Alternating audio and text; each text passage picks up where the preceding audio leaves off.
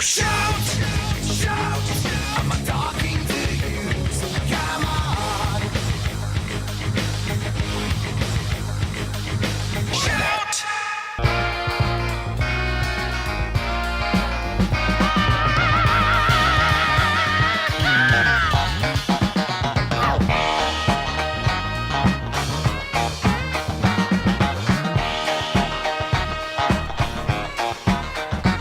Good morning, everyone. 18 minutes after the hour. Welcome back to the Sunrise Show. Craig Frontikin, and on the phone with me is Dr. Mark Christian from the Global Faith Institute. You want to get to their website, globalfaithinstitute.org. There is so much information there, and you can find all of that. And he writes articles. Of course, he just wrote this one article, 2,000 ticking time bombs in the U.S. and counting. And they're talking about the mosques and that the imams are the ones controlling all of that, whether or not they're, and he identifies the three different types of Muslims.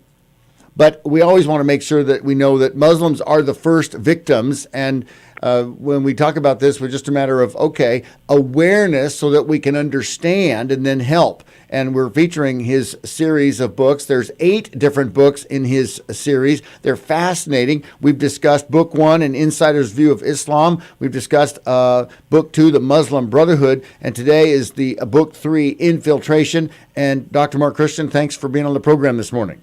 Thank you very much for having me. It's an honor to be on your show.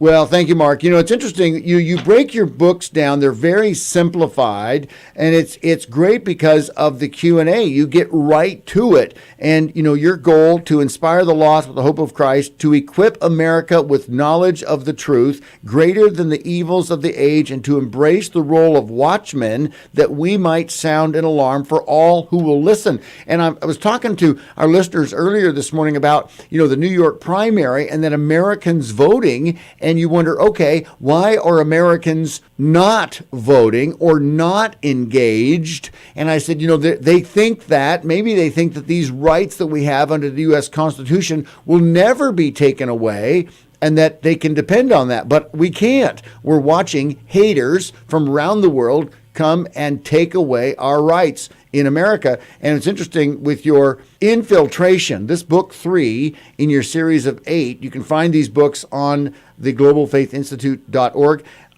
Dr. Marcus says, your first question, how has Islam infiltrated other countries since its start in the 7th century Arabia? And it's amazing about the conquest of Islam. Talk about that. Well, Islam kind of started, like you mentioned, 1,400 years ago. And as soon as it started, they adopted some kind of tactics of war tactics to invade other tribes and other, regions, around them. And they were able to be very successful in the next 10 years of the, inception of Islam. But then after that, they started dealing with big empires and big countries and so forth, and they invented a technique, a certain way to get into other countries and so forth. And that has never been changed because it has been very successful to the limit that they continue using the same tactics still today with Europe, with the United States, with other countries, and they continue being successful. And that's why they've got, 1.3 billion? Am I trying to think what's the exact numbers of Muslims, ranges between 1.3 to 1.6. We don't have the exact number, Muslims in the whole world right now. But the reality is not the number of Muslims that we are dealing with. It's actually the regions and the countries that, Islam controls. Here is a couple of facts that people will be surprised with. Number one, the Islamic State, and I'm not referring to ISIS over here. I'm talking about the real Islamic State, is the biggest empire ever existed in human history. It ranges all the way from India all the way to the Alps in Europe. They controlled more than half of the old known world. And this is number one. Number two is the Islamic State is the longest intact empire ever existed on earth. They stayed as an empire for more than 1,300 years. So the Islamic Empire is the biggest and the longest standing empire in human history. Well, they've got it going on, and this is how they've worked it. And you talk about, it's a nominal Christians, many nominal Christians converted to Islam to avoid paying the jizya tax or poll tax on non-Muslims as high as 70% of income. Yes, and that was the case in Egypt, that was the case in Europe. But here is the problem, Craig, is, maybe some of the parents, or somebody, converted to Islam and says, you know what, I will stay a Christian, as a hidden Christian or a secret Christian so I can avoid persecution of the Islamic, government. But what happens is the next generation do not keep that commitment. They are born Muslims and they become Muslims. And over time, the Islamic State knows that situation, but they know that the next generation and the following generation will be full power Muslims. And throughout history of Islam, you have seen the second kind of, generation and afterwards become the most, active into the cause of Islam. So, I would really love people to go and dig into Islamic history to understand, the statements of we have this number of Muslims and so forth. Islam never went in any country, and people did not convert to Islam by choice. They have been always forced to do it. And forced to do it is either by intimidation, either by real violence, or actually by lies. And all those three factors that end up with this number of Muslims that we have nowadays. What's amazing to me, Mark, is these quotes from here's an Imam Abdul Alim Musa from Washington, D.C. says, we resolve to enable Islam to take complete control of our lives and ultimately the lives of all human beings on earth.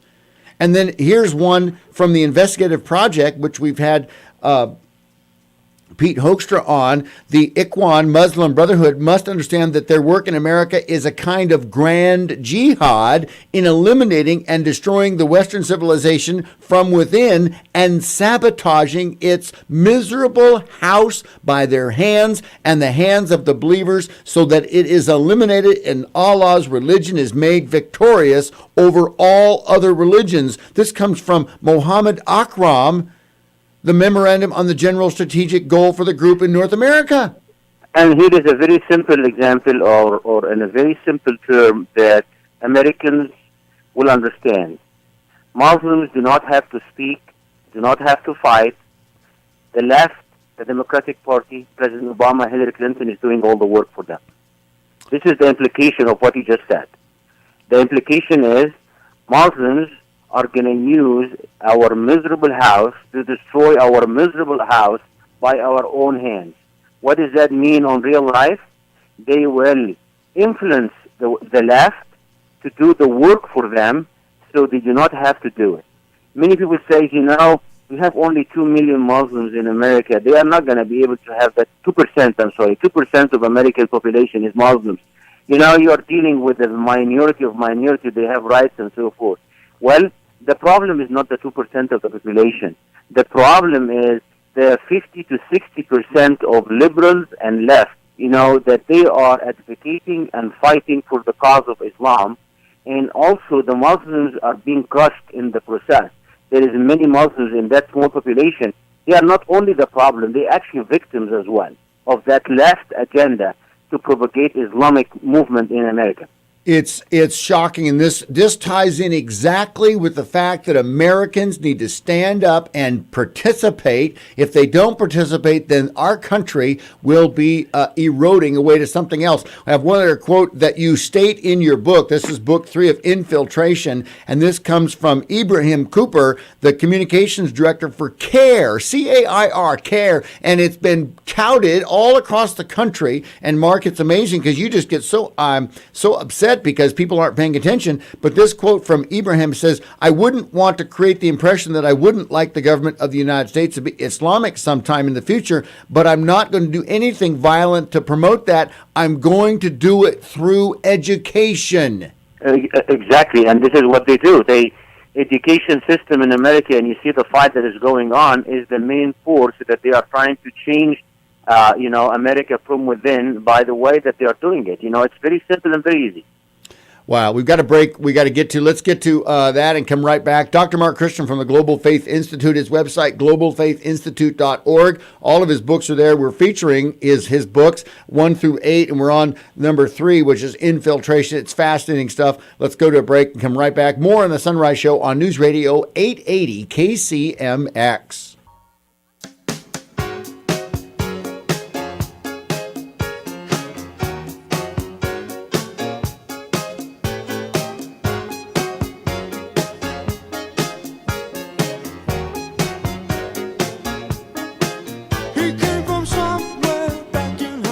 Good morning, everyone. 33 minutes after the hour. Welcome back to the Sunrise Show. Continuing with Dr. Mark Christian from the Global Faith Institute. He's going all around the country. He speaks. He's an OBGYN doctor and an MD by trade, but he realizes that there is a greater need addressing the issues, the falsehoods that Americans think of the Islam ideology. And Dr. Mark Christian always talks about that Muslims are the first victims because they cannot speak out. They are commanded not to, and so they are stuck. And this is the problem that we are facing here in this country because you're not hearing from. But Dr. Mark said that we need to hear from the imams and we need to put pressure on them so that they will speak. But we're discussing his booklets, his series of 8 booklets that he put out, and you can find them on the Global Faith, his website, globalfaithinstitute.org. And we're in his 3rd book right now, Infiltration, Islam in America. And, you know, Mark, it's amazing. It, quite frankly, is amazing. And your 3rd question is, how is infiltration financed? And this has been one of the most amazing things, that there is so much money coming from abroad to Muslim groups in America. Talk about that, Mark. Well, I would love people to read, how much money is poured into the system, but I want to tie this in to what's happening nowadays. The Congress trying to hold Saudi Arabia government accountable of 9/11, or a little bit partially accountable of 9/11, which is a very fair thing to do. Right. But there is lots of people speaking out, and saying, "Oh, this is not appropriate. This is going to put America in."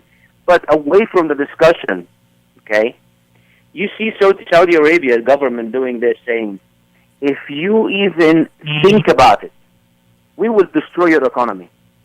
See, when Saudi Arabia says that in the face of America, now you understand what you're dealing with.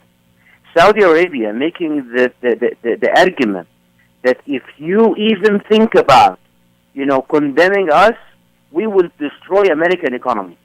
This is how much money Saudi Arabia has in America at this point in time. Wow. There is, when you see that statement, it should make every American at this point in time so angry and so upset and so aware of the situation that America is in, but nobody cares. Mark, I heard that President Obama is flying to Saudi Arabia, and the commentators over the weekend said it's not going to be a pretty visit. It's not going to be easy, but he's going to go there. It'll be interesting to see.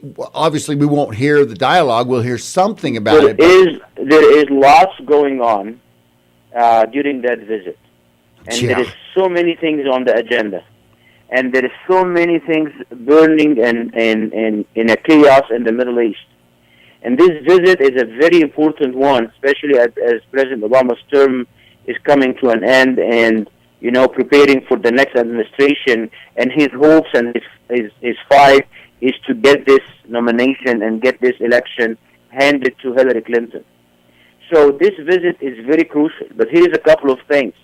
Saudi Arabia king was just visiting Egypt, and they reached an agreement to take from Egypt a couple of islands that is going to be used to build a bridge between, the two sides of the Muslim world, the part in Asia or in Saudi Arabia and the part in North Africa. They are preparing for the union of the Muslim countries together and the formation of a real power in the Middle East under the leadership of Saudis and the Islamic, ideology. And while over here we are fighting among each other and trying to figure out things, they are preparing for moving forward to be a bigger power, okay?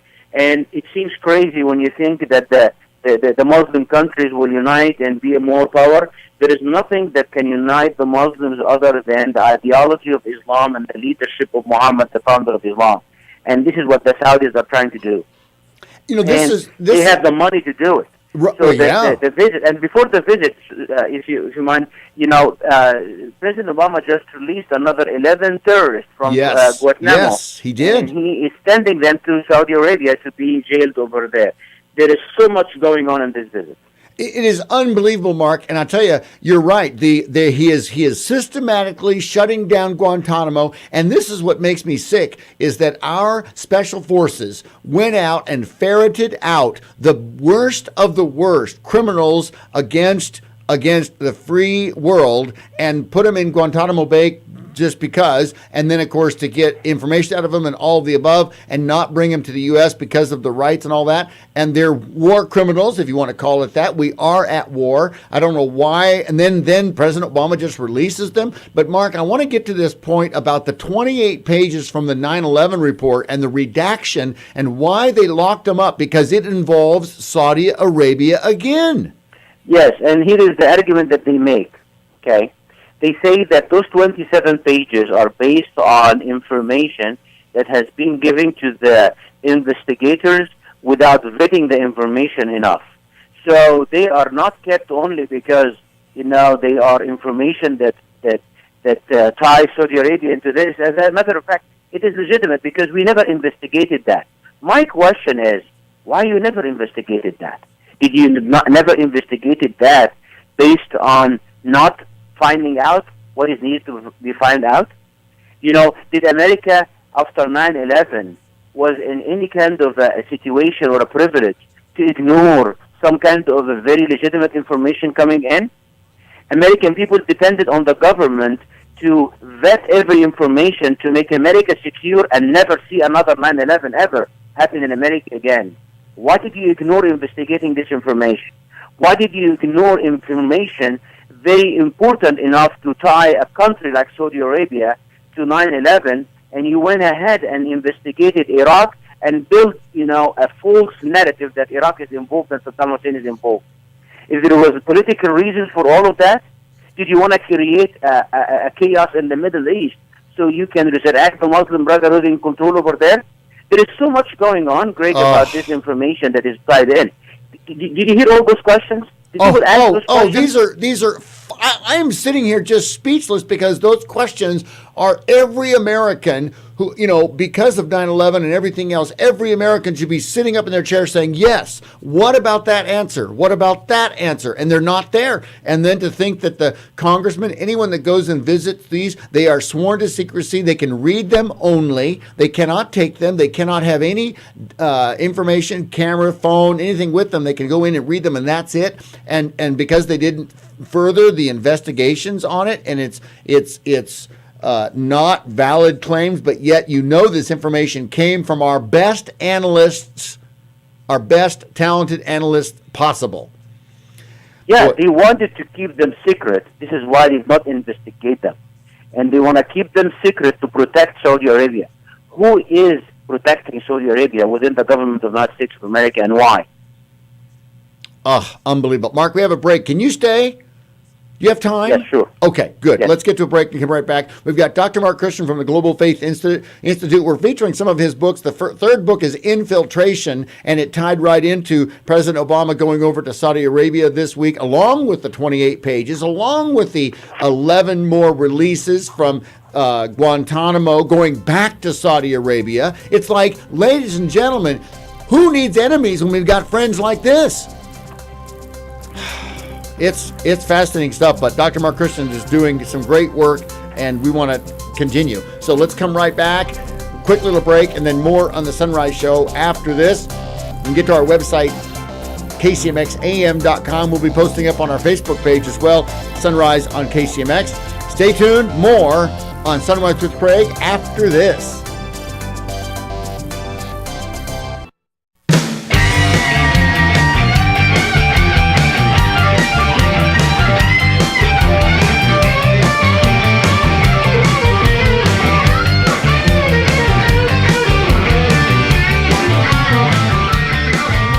Good morning, everyone. 49 minutes after the hour. Welcome back to the Sunrise Show. We're continuing with Dr. Mark Christian from the Global Faith Institute. I held him over because just as we were discussing, he's got 8 booklets that are on his website, globalfaithinstitute.com. And the third booklet is Infiltration, and it's easy to understand. He poses questions. It's fascinating because he talks about teaching Americans to be the watchmen of this free country of ours. And Mark, we were talking off air, and I was saying, for folks that don't vote, I can only say, please do it for your children. Please do it for, this legacy that you're going to leave.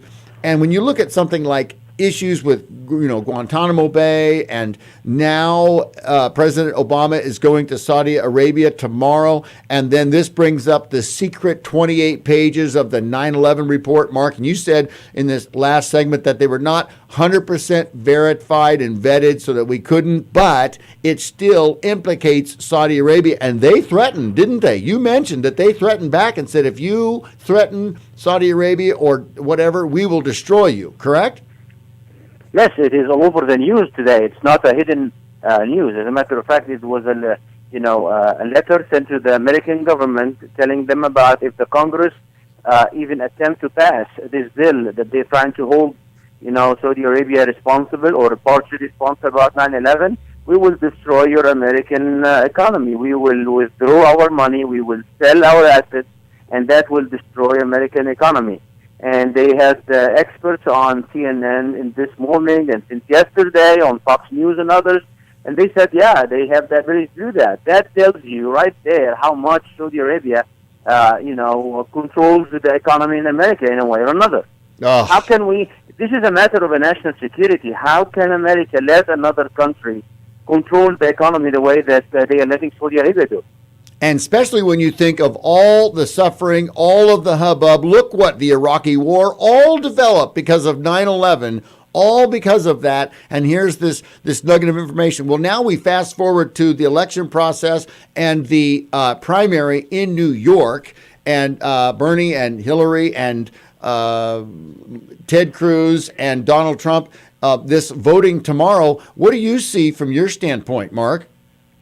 Well, I made a pledge to myself and to my God that I'm not going to be, trying to be making any statements about the election.